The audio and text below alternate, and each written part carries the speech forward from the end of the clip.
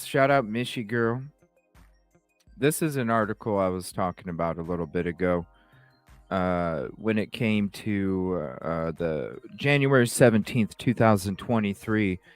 And it was an interesting article. Kohberger told neighbor a prior DNA test, raising questions about how police found him. Pullman, Brian Kohberger told a fellow Washington State University graduate living in the same on campus housing complex that he submitted his DNA for consumer genetic testing to explore his ancestry. The neighbor told the Idaho Statesman. Kohberger, 28, was a PhD student in WSU's Criminal Justice and Criminology Department. He now stands charged with 4 counts of first-degree murder and felony burglary in the killing of 4 University Idaho students on November 13th. Kohberger's neighbor said the two became acquainted while crossing paths on the residential property a handful of times after they each moved there in August. The WSU PhD student lives across from the apartment where Kohberger resided until recently, and he said the two traded cell phone numbers. 1,200 feet, right? This person lives 1,200 feet from Kohberger, not Eric. And they even exchanged cell phone numbers. In their longest interaction on the first Friday night of the fall semester, they spent about an hour chatting, the man said. The statesman agreed to grant him anonymity over privacy concerns to publish his accounts of his exchanges with Kohberger, including that conversation months before Kohberger was arrested. What?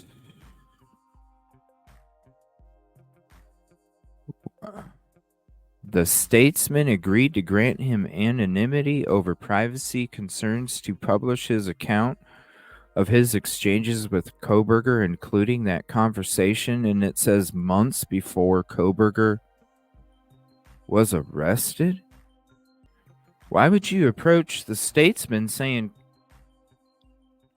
a fellow Washington State University student, Kohberger, had submitted his DNA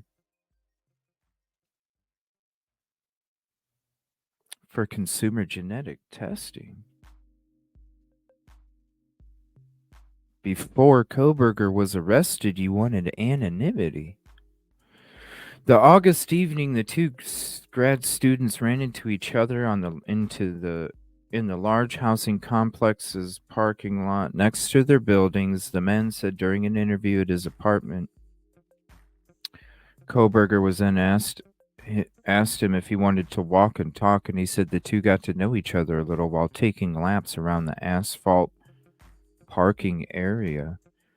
During their conversation, Kohberger asked his neighbor, who is not from the U.S., whether he could identify Kohberger's ancestral background. The man said the neighbor said he guessed Italy before Kohberger stated that he was of German descent.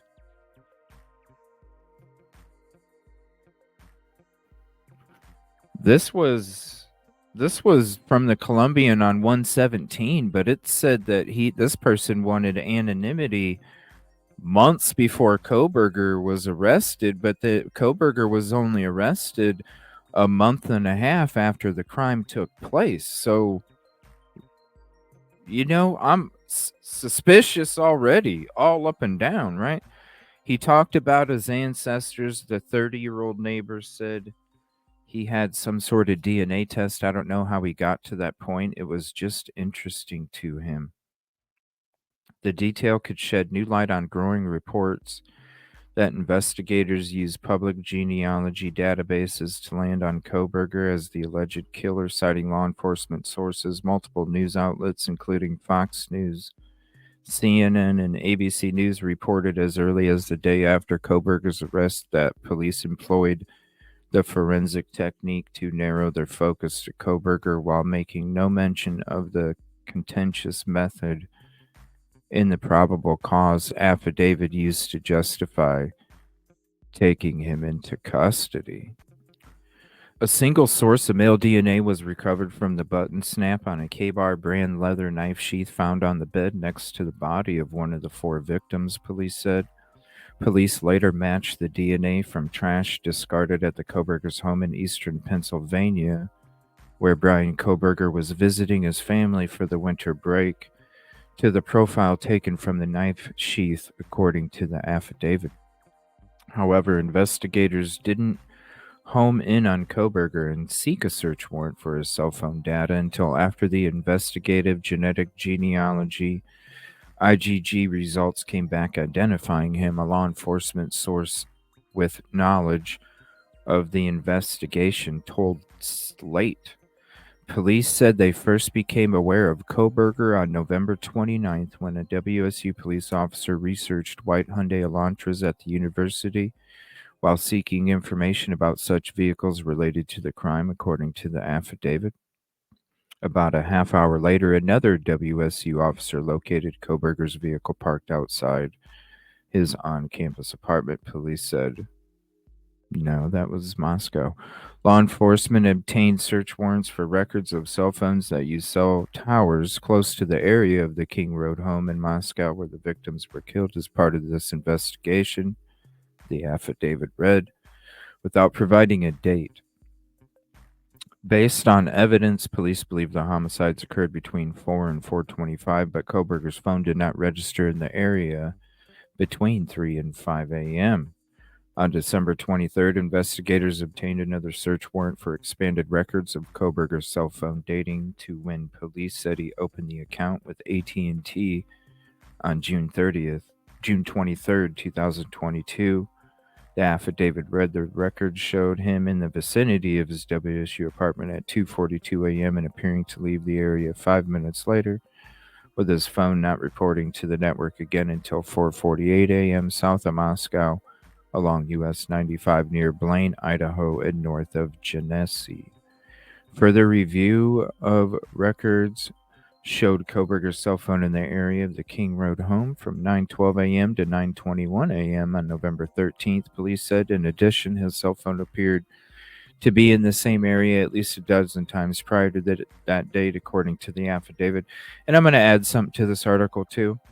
His phone was also hitting the towers on November 14th, but they also said that they don't believe that he was in the vicinity at the time. So, okay, you should include that too.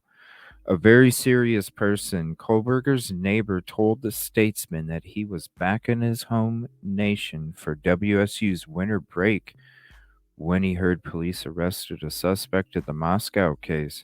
I wonder, dude, I wonder what nation you went to, and I wonder if they don't have an extradition law when it comes to, you know what I mean? What home nation did you go to? I bet you it's one that doesn't have extradition. Sitting there putting a tip like that in the vet. Yeah, this guy said that he did his DNA and he's got a white car. Whoa. Who's 1,200 feet? This guy was 1,200 feet. And then he jumped ship back to his home nation for the winter break. Wow. A friend posted in a group WhatsApp thread, he said nothing, noting that the person lived in the man's housing complex. He said he immediately searched for more information on Google and saw that Kohberger was a person accused in the deaths of the U of I seniors Madison Mogan and Kaylee Gonsalves, Jr., Zayna Knordle, and freshman Ethan Chapin. It's shocking, the man said, still seeing his picture on the news. It's very shocking. So this is after that initial interview. He says he thought back to Kohberger owning a white Hyundai Elantra. So you didn't even tell him that he owned a car. You just approached them and said, hey, this guy sent in his DNA. Whoa, dude. And you wanted to have anonymity, and this was before Kohberger even became a suspect, and you're going to the frickin' Idaho Statesman saying, hey, I got this tip. This guy submitted his DNA for genetic testing. Whoa. and then you jump ship to your home country, bro? He thought back to Kohberger owning a white Hyundai Elantra that he parked in the lot where they walked together several months earlier. Moscow police were seeking information about anyone driving such a vehicle after they obtained video from the early morning hours of November 13th that showed a white sedan in the area of King Road homicides. The last time he saw Kohberger, the man said, was either the last week of November or first week of December, 2 or 3 weeks after the incident, roughly 9 miles away, which quickly drew national attention to the region. The neighbors said they greeted each other in passing, and he didn't notice or remember anything different about Kohberger from that short interaction. But you guys exchanged cell phone numbers. You guys had an hour-long conversation. Excuse me. You guys had an hour-long conversation before he was even arrested. And then a couple weeks after, you're recalling about the white car, and you're recalling that, okay, after the crime, we just had a short interaction. But you exchanged cell phone numbers. But you told that a long time ago, don't tell him who I am. But this guy, he submitted his DNA to find out his ancestry. He jogged his memory with the Statesman on Sunday, recalling his walk with Kohberger in August. So this was in August. See, this was in August when they had this talk for an hour long. And you went to the Idaho Statesman before he was even arrested and said, I don't want you to use my name. And then you go to your home country during the break, right when they told all the students to go home. He jogged his memory, recalling his walk with Kohberger in August. What he said was his only substantive conversation with his neighbor. Their other exchanges entailed the two students just saying hello and Kohberger suggesting they go on a hike together sometime. As they strolled the complex's parking lot at the end of the fall semester's first week of classes, they talked over the sounds in the area of the college students socializing. He said, many people here were partying and you could hear it all over the city, the neighbor said. He said he was not into partying. He said they're wasting their time. Something. Wasting their time. That sounds like an incel comment to me. Many people here were partying and you could hear it all over. He said, I'm not into partying. They're wasting their time.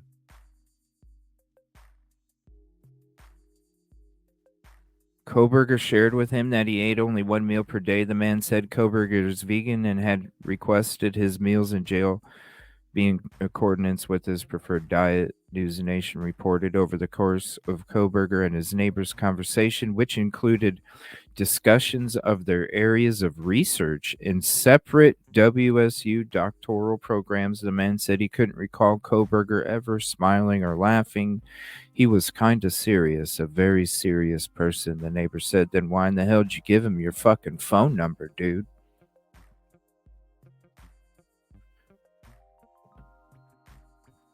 Investigators also appear interested in the man's recollections of Kohberger. Detectives with the Moscow Police Department last week contacted him about their relationship, he said, after they found his cell phone number in Kohberger's phone.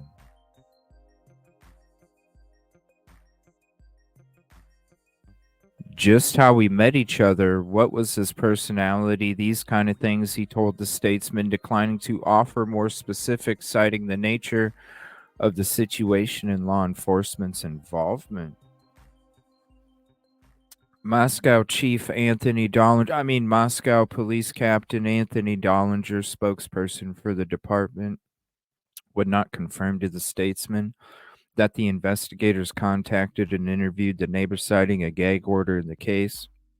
Latah County Judge Megan Marshall issued the non-dissemination order on January 3rd, barring law enforcement and attorneys from making statements outside of submitted court records. The neighbor also said he provided police with a screenshot of his and Kohberger's brief text thread, which included just two messages, starting off with the man confirming his number to Kohberger after their August 26th walk. The screenshot reviewed by the statesman included a phone number with an Eastern Washington area code with the last four digits 8458 in the affidavit. They refer to those same phone numbers. You're telling me that the police relied on screenshots? They didn't take his phone. Send us some screenshots. You're not gonna take the dude's phone? Hey neighbor, how was your semester so far? A text dated September 21st that appeared to be from Kohberger read. The neighbor said he was too busy to reply at the time and then later forgot the two didn't text again, he said. He even reached out, "Hey, how's your how's your semester so far?" Wow. Oh, what the The neighbor said he didn't return to Pullman until after investigators performed a search of Kohberger's apartment on December 30th. A Whitman County Superior Court judge sealed those search warrants until March 1st, citing threats to the public and law enforcement and maintaining the integrity of the investigation.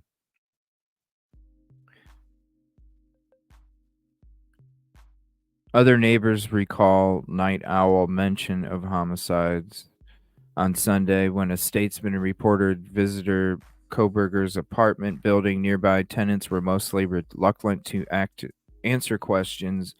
The resident directly below Kohberger's second story unit had a sign taped to the front door, "No interviews, thank you." Several other neighbors declined statesman's request to speak about Kohberger or said they didn't know him, just what Ann Taylor's running into.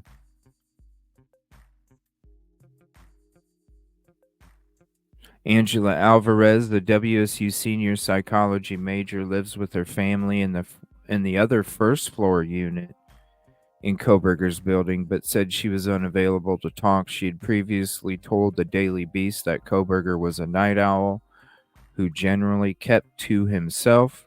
He was frequently gone, Alvarez said, and she'd rarely see him before midnight. He would usually park his white Elantra right in front of her unit, she said. I always see his headlights flash in front of my windows. The parking space was one of the few vacant in front of the building. He brought it up in conversation, asked if I'd heard about the murders, which I did, the man said, and then he said, "It seems like they have no leads. It seems like it was a crime of passion." Why in the hell were you going to them, letting them know about this DNA test? What's the point of that? And then you go jump ship your home country. What is that?